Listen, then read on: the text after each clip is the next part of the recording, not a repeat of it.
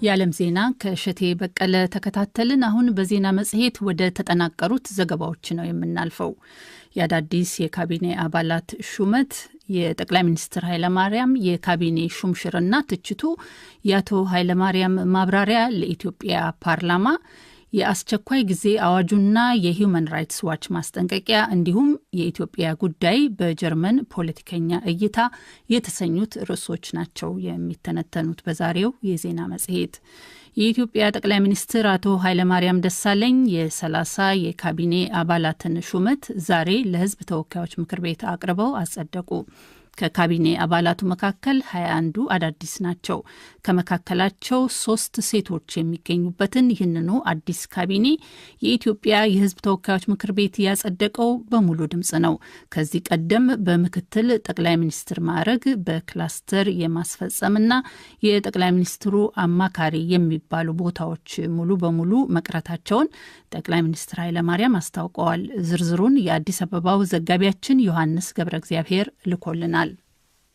ምክር ቤቱ ዛሬ ባካሄደው ስብሰባ ጠቅላይ ሚኒስትር ኃይለማርያም ደሳለኝ መንግስት የህዝቡን ጥያቄዎችን ለመመለስና የታቀዱ የልማትና የዲሞክራሲ እቅዶችን ተግባራዊ ለማድረግ ብቃት ያለው አመራር መመደብ አስፈላጊ መሆኑን አስረድተዋል።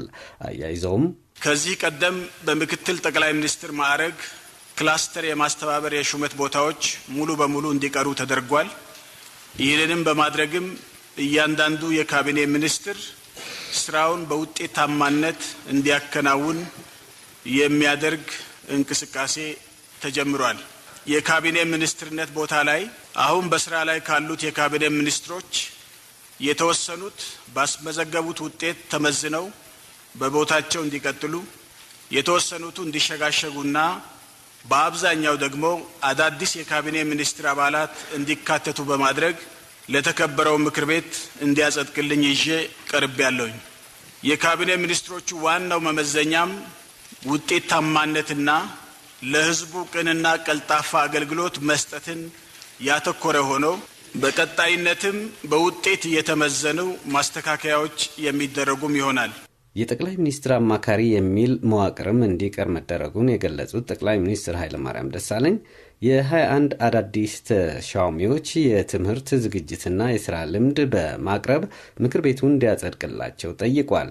አዳዲስ ሹመቶችን ካገኙት መካከል ዶክተር ወርቅነህ ገበየሁ የውጭ ጉዳይ ሚኒስትር፣ ዶክተር አብርሃም ተከስተ የገንዘብና ኢኮኖሚ ልማት ሚኒስትር፣ ዶክተር ኢንጂነር ጌታሁን መኩሪያ የሳይንስና ቴክኖሎጂ ሚኒስትር፣ ፕሮፌሰር የፍሩ ብርሃኔ የጤና ጥበቃ ሚኒስትር፣ ዶክተር ነገሬ ሌንጮ የመንግስት ኮሚኒኬሽን ጉዳይ ጽህፈት ቤት ሚኒስትር ይገኙባቸዋል። በዕለቱ ከቀረቡ ጥያቄዎች ተከታዩን ይገኝበታል። ከብዛታቸው አንጻር ከ30 ካቢኔ አባላት ውስጥ 3 ናቸው። ትንሽ ሴቶችን ቁጥራቸውን ከፍ ማድረግ ያልተቻለበት ዋነኛ ምክንያቶች ምን እንደሆኑ ክቡር ጠቅላይ ሚኒስትሩ ማብራሪያ ይሰጡ ብዬ ነው። አመሰግናለሁ።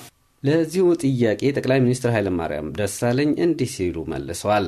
በርካታ ሙያተኞችም ሆነ የፖለቲካ አመራሮች በዚህ ፑል ውስጥ እንዲገቡ በማድረግ በተከታታይ በሰራናቸው ስራዎች እዚህ ፑል ውስጥ ለተባለው ዓላማ ለማሳካት የሚያስችል የሰው ኃይል ምደባ ስራ ለማካሄድ ተሞክሯል። ከዚህ አኳያ በርከት ያሉ አመራሮቻችን ሴቶችም ጨምሮ በዚህ ፑል ውስጥ ለማስገባት ጥረት አድርገናል። ለአሁን ለካቢኔ የቀረቡ ሴቶች 3 ብቻም ቢሆኑ፣ ነገር ግን በመግቢያው ላይ ለመግለጽ እንደሞከርኩት የአመራር ስርዓት በካቢኔ ብቻ የሚወሰን አይደለም። ምክር ቤቱ የቀረቡ የካቢኔ አባላት ሹመት በሙሉ ድምጽ ያጸደቀ ሲሆን ቃለ መሐላም ፈጽሟል። ለዶይቼ ቬለ ራዲዮ ለተጠናቀረው ዘገባ ዮሐንስ ገብረ እግዚአብሔር ነኝ ከአዲስ አበባ። የተቃዋሚ ፓርቲ አመራሮች በዛሬው ዕለት ጠቅላይ ሚኒስትር ኃይለማርያም ደሳለኝ ያደረጉትን የካቢኔ አባላት ሹምሽርን ተችተዋል። መሰረታዊ ለውጥ እንጂ የግለሰቦች ሹምሽር ሀገሪቱ አሁን ያለችበትን የፖለቲካ ቀውስ አይፈታም ሲሉ አዲሱን የሚኒስትሮች ሹመት አልተቀበሉትም። ሕዝብ የሚጠይቀው የፖሊሲ ለውጥ እንጂ የግለሰቦች መለዋወጥ ለውጥ አያመጣም ብለዋል። የተቃዋሚ ፓርቲ አመራሮችን ያነጋገረው ተስፋለም ወልደየስ ዝርዝሩን አጠናቅሮታል።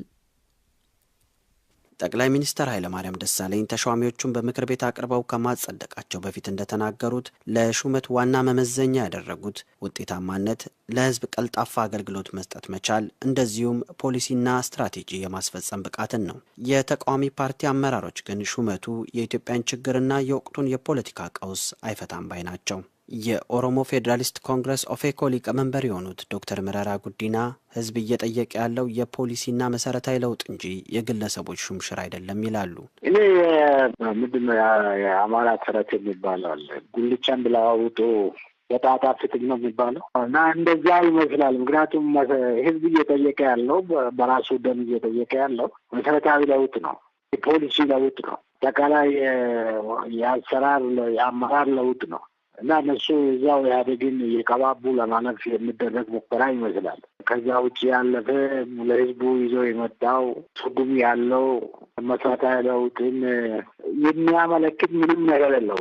የሰማያዊ ፓርቲ ሊቀመንበር አቶ ይልቃል ጌትነት በበኩላቸው ገዢው ፓርቲ አዲስ ካቢኔ መስርቻለሁ ባለ በአንድ ዓመት ውስጥ 21 ሚኒስትሮችን መለወጡ መጀመሪያውኑ ችግር እንዳለበት ያመለክታል ይላሉ። የችግሩ ምንጭ ምንድነው ሲባል ኢህአዴግ ከተፈጥሮ ከባህሪው ከድርጅታዊ ባህሪው አጠቃላይ ካመለካከቱ አሁን ደግሞ የፈጠሩት ነገር በህግና በወረቀት የተጻፈ ነገር ውሎ አድሮ ህዝቡ መጠየቁ ስለማይቀር በዚህ በብሔረሰብ አስተዳደር የፈጠሩት ነገር እርስ በርስ የፈጠረው ሽኩቻ እና አጠቃላይ የኢትዮጵያ የኢኮኖሚና የፖለቲካ ጥያቄዎችን መመለስ ባለመቻሉ ሲስተሚክ የሆነ ችግር እንጂ ግለሰቦችን በማውጣት በማውረድ የሚሆን አይደለም። ዛሬ በድጋሚ በተዋቀረው ካቢኔ ውስጥ በተለያየ ዘርፍ የዶክተርነት ማዕረግ ያላቸው 14 ሚኒስትሮች እንደተካተቱ የተገለጸ ሲሆን 2 ፕሮፌሰሮችም ቦታ አግኝተዋል። ይህም ቢሆን የተቃዋሚ ፓርቲ አመራሮችን ቀልብ አልገዛም። የአዲስ አበባ ዩኒቨርሲቲ መምህር የነበሩት ዶክተር መረራ የዶክተርነት ማዕረግ ያላቸው ተሿሚዎች በአንድም ሆነ በሌላ መልኩ ገዢውን ፓርቲ ሲያገለግሉ የነበሩ እንደሆነ ይከራከራሉ። እዚያው አካባቢ የሚሽከረከሩ ናቸው እንጂ በኢትዮጵያ የምሁር አምባ በነጻ ምሁር መሆናቸው፣ ነጻ አስተሳሰብ እንዳላቸው፣ ለህዝባቸው ለሀገራቸው ክብር ሲሰሩ ነበሩ የሚባሉ ዛዎች እኔም ማውቀው የለኝም። በመጀመሪያ ደረጃ ኢህአዴግ ለዛ የተዘጋጀ አይመስልም። የኮስሜቲክ ለውጥ የሚባለው ነገር ቀባብቶ ለማለት ነው። ሁለቱም ደግሞ እንደዚህ ኢህአዴግን ተጋብቶ መሰረታዊ ለውጥ ያመጣሉ ተብሎ ለራሴ መገመት ይጨንቀኛል ማለት ነው። የሰማያዊ ፓርቲው አቶ ይልቃል የቀደመው ካቢኔ ሲጸድቅ ማስተርስ ያላቸውና የተማሩ እየተባለ የትምህርትና የስራ ልምዳቸው ሲነገር እንደነበረ ያስታውሳሉ። የአሁኑ ሹመትም የተለየ ነገር የለውም ባይ ናቸው። መሰረታዊ የሆነ ለሊደርሺፕ የሚያስፈልገውን እውቀትና አዋቂዎችን ማክበር ጥሩ ነገር ነው፣ አንድ ነገር ነው። ነገር ግን ፖሊሲው ያው እስከሆነ ድረስ የኢህአዴግ የድርጅት መሰረታዊ ባህሪ ያው እስከሆነ ድረስ ያሉትን ችግሮች ሊፈታ አይችልም። እንዲፈቱ ካስፈለግም ትክክለኛው አማራጭ የብዙሃን ፓርቲ ዲሞክራሲ እንዲኖር፣ አማራጭ ሀሳቦች እንዲስተናገዱ፣ ነጻ ሚዲያ እንዲኖር፣ ነጻ ሲቪክ ማህበር እንዲኖር፣ ስልጣን ወደ ህዝብ ሲቀርብ ተጠያቂነት ያለው መንግስትና ሪስክን ወስዶ እስከመውረድ ድረስ የሚያቆምና የሚያሾምና የሚሽር ማህበረሰብ እስካልመሰረትን ድረስ ግለሰቦችን በመቀያየር በሌላ መንገድ እኮ ኢህአዴግ ያለብኝ የማስፈጸም አቅም ችግር እንጂ በአመለካከትም ሆነ በፖሊሲ በስትራቴጂ ምንም አይነት ችግር የለንም እያለኝ ነው እና እኛ ደግሞ የምንለው መሰረታዊ የሆነ ችግር በመረዳት የአመለካከት የእይታና የፖለቲካ ቁርጠኝነት ችግር አለ ነው የምንለው። ያንን ደግሞ እንዳልከው የዩኒቨርሲቲ ፕሮፌሰሮችን ወይም በአንድ የሙያ ባለቤት የሆኑ ሰዎችን በማስቀመጥና በማንሳት ችግሩ ሊፈታ አይችልም ባይነኝ።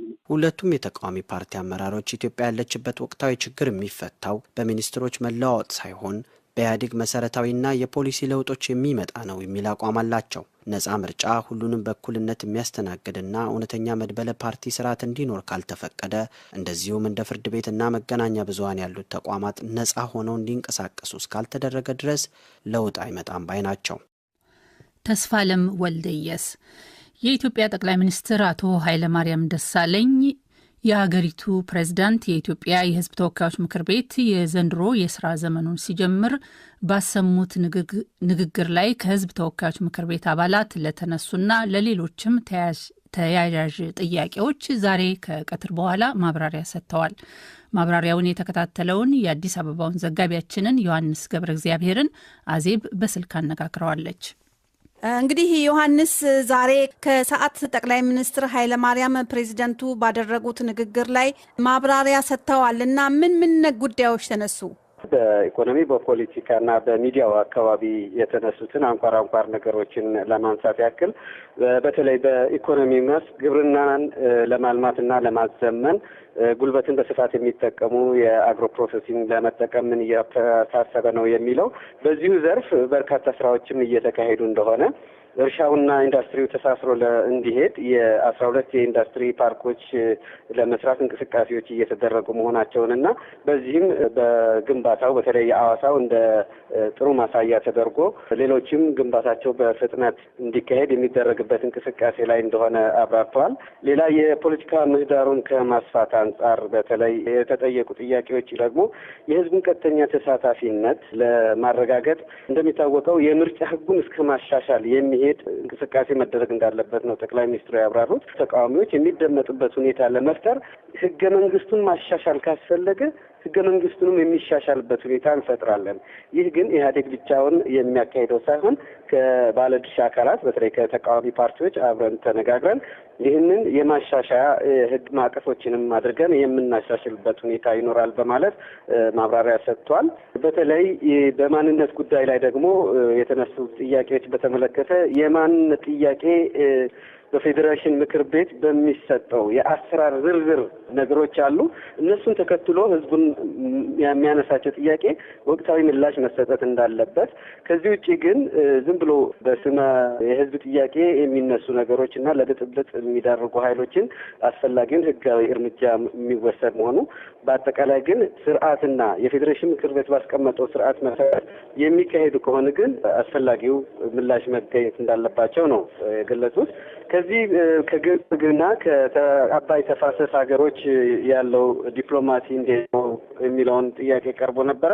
የኛውም ጤናማ ግንኙነት እንዳለ፣ በተለይ ግን አንዳንድ የግብጽ ተቋማት በአሁኑ ሰዓት የአሸባሪ ካሏቸው ኃይሎች እና ጸረ ሰላም ካሏቸው ኃይላት የኢትዮጵያ ኃይላት ጋር በመቀናጀት የሚያደርጉት አፍራሽ ተልዕኮ ለግብጽ መንግስት እንደተነገረውና የግብጽ መንግስት ደግሞ እነዚህን ለመቆጣጠር እንደማይችል ነጻና ገለልተኛ የሆኑ አካላት እንደሆኑ ተናግሯል። እና ይሄኛውን ግን በጽናት እንቀጥልበታለን ያሉት ጠቅላይ ሚኒስትሩ ለምን የግብጽ መንግስት እነዚህን ለመቆጣጠርና ህጋዊ እርምጃ የሚወስድ መሆኑን እስኪያረጋግጥልን ድረስ እንቀጥላለን የሚል ምላሽ እንደሰጡ ነው። እንግዲህ ዋናዎቹ ይህን ናቸው። በመጨረሻ ስለ ሚዲያ ዘርፍ የተነሳ ጥያቄ ነበር። ሚዲያው በዲሞክራሲያዊ ሂደቱ ተሳትፎን የማጉላት ጉዳይ በተመለከተ ተጠይቀው ከሌሎች እንቅስቃሴዎቻችን በማነጻጸር ብዙም ያልተሳካልን ነገር ቢኖር የሚዲያው እንደምፈለግ ነው አለማደግ ነው የሚል ገልጸውታል።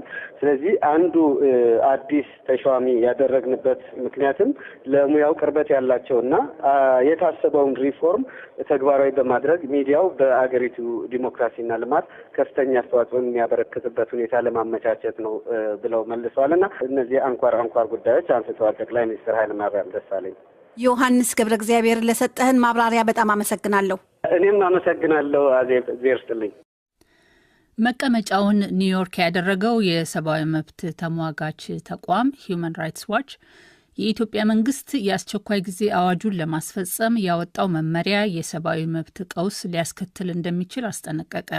መመሪያው የተለጠጡና አሻሚ አንቀጾችን ያካተተ እንደሆነ የገለጸው ተቋሙ የኢትዮጵያ መንግስት ከዓለም አቀፍ ሕጎች ጋር የሚጻረሩትን እንዲከልስ አሊያም እንዲሰርዝ አሳስቧል። የኢትዮጵያ መንግስት በበኩሉ ትርጉም የሌለው ሕግ የመሰለ መፈክር ላይ የተመሰረተ ትንታኔ ሲል የተቋሙን መግለጫ አጣጥሎታል። ተስፋ ለመወልደየስ ዘገባ አለው።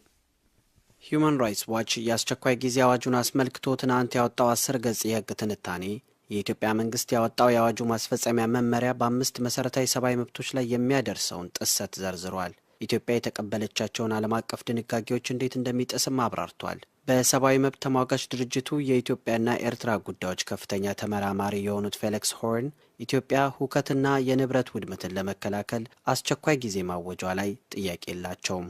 የእርሳቸው ትችት የሚመጣው ኢትዮጵያ በዓለም አቀፍ ሕግ ከተፈቀደላት በላይ ተሻግራ የሰብአዊ መብቶች ጥሰት የሚያስከትሉ እርምጃዎችን በአዋጅና መመሪያ ውስጥ ማካተቷ ላይ ነው።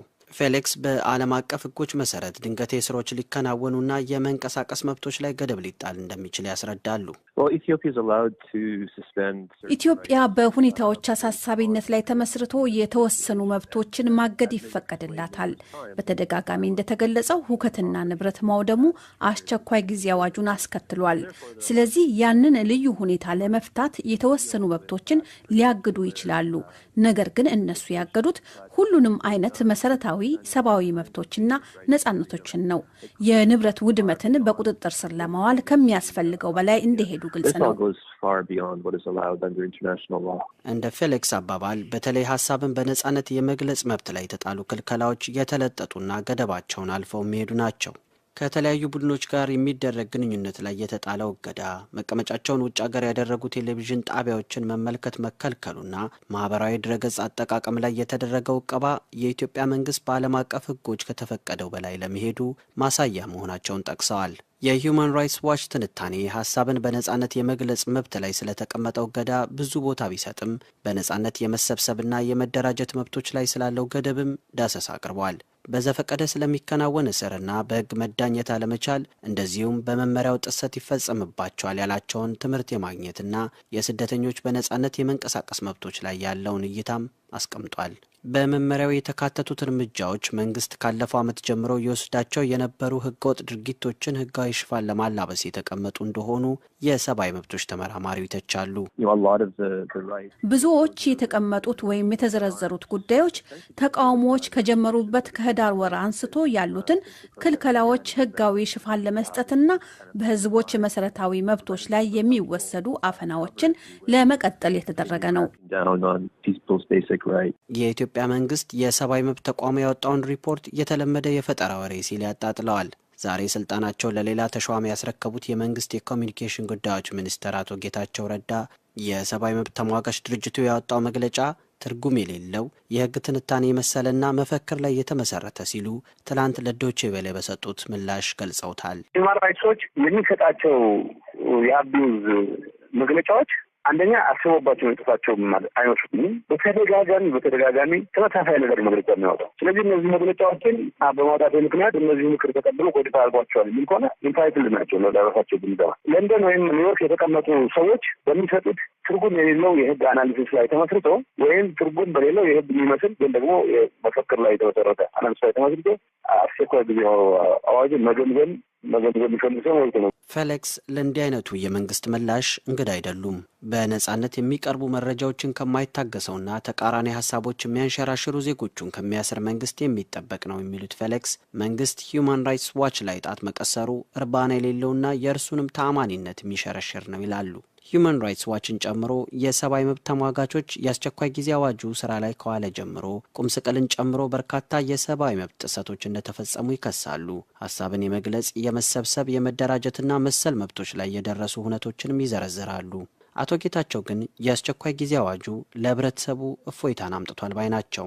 ይሄ አዋጅ ማስፈጸም የሚፈልገው የህብረተሰቡን ጸጥታ፣ የህብረተሰቡን ሰላም በተሻለ የማረጋገጥ ስራ በደንብ እያሳካ ነው። ይህ ችግር የተፈጠረባቸው አካባቢ የነበሩ ህብረተሰብ ክፍሎችን ደስታቸውን በዚህ አጋጣሚ የገለጹ ነው። ተስፋለም ወልደየስ ያጠናቀረው ዘገባ ነበረ። አድማጮች፣ አሁን የመጨረሻው የዜና መጽሔት ዘገባ ላይ ደርሰናል። ርዕሱ የኢትዮጵያ ጉዳይ በጀርመን ፖለቲከኛ እይታ ይላል። ጀርመንና የአውሮፓ ህብረተሰቡን ተጠቃሚ የማያደርግ ከመሬቱ የሚያፈናቅልና በሰላማዊ ሰልፈኞችም ላይ ተኩስ ከፍቶ የሚገድል ካሉት መንግስት ጋር መስራት የማይችሉበት ደረጃ ላይ እንደደረሱ አንድ የጀርመን ፖለቲከኛ አስታወቁ። ይህን አስተያየት የሰጡት ኒማ ሞሶቫት በጀርመን ምክር ቤት የግራዎቹ ፓርቲ ተወካይ ጀርመንና የአውሮፓ ህብረት በኢትዮጵያ ህዝብን ተጠቃሚ የማያደርጉ አሰራሮች እንዲቀየሩ ጥረት እንዲያደርጉ ለዶይቼ ቬለ በሰጡት ቃለ ምልልስ ጠይቀዋል። በእርሳቸው አስተያየት ይህ ተግባራዊ ካልሆነ ከኢትዮጵያም ሆነ ከሌሎች የአፍሪካ ሀገራት ወደ አውሮፓ የሚጎርፉ ስደተኞችን ማስቆም አይቻልም። የበርሊኑ ወኪላችን ይልማ ኃይለ ሚካኤል የጀርመኑን የህዝብ እንደራሴ አነጋግሮ ተከታዩን ዘገባ አጠናቅሯል። ያለፈው ዓመት በማልታ የአውሮፓና የአፍሪካ መሪዎች ስብሰባ ላይ ሁለቱም ወገኖች የደረሱበትን ስምምነት አደገኛ ነው ብለው ፖለቲከኛው ሚስተር ኒማ ሞቫሳት ይናገራሉ። የድንበር አጥር በአውሮፓና በጀርመን መንግሥት ገንዘብ ከፍ ተደርጎ በአፍሪካ እንዲሠራ ሁለቱ ወገኖች ተስማምተዋል። ይህን የሚቆጣጠሩ ድንበር ጠባቂ ወታደሮችም ትምህርት በአውሮፓኖች ተሰጥቷቸው ሰልጥነው እንዲወጡም ታስበዋል። ለድንበር ጥበቃ አስፈላጊ የሆኑ ዘመናዊ የመቆጣጠሪያ መሣሪያዎችም ከአውሮፓ እንዲቀርብላቸውም ተወስነዋል።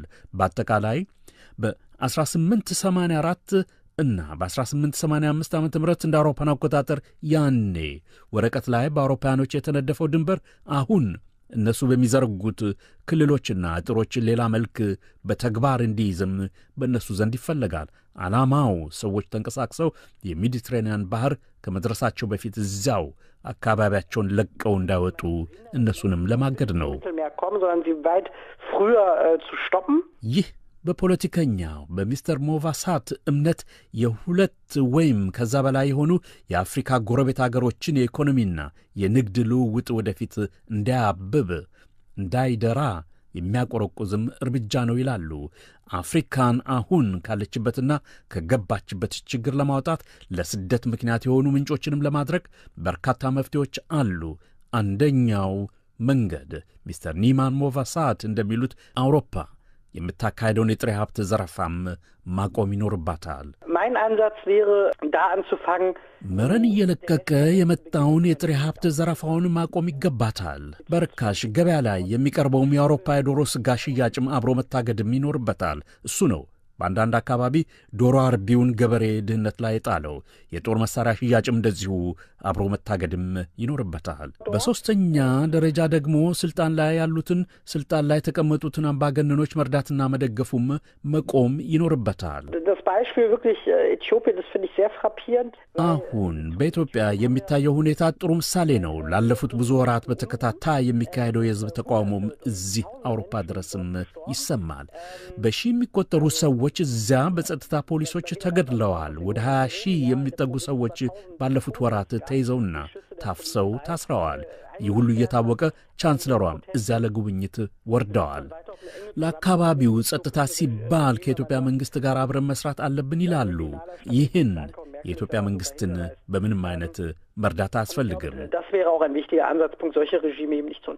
ሚስተር ኒማ ሞቫሳት ለጣቢያችን ለዶቼ ቬለ እንዳሉት የኢትዮጵያ መንግሥት ለሕዝብ ስደት ዋና ተጠያቂ ኃይል እሱ ነው ይላሉ።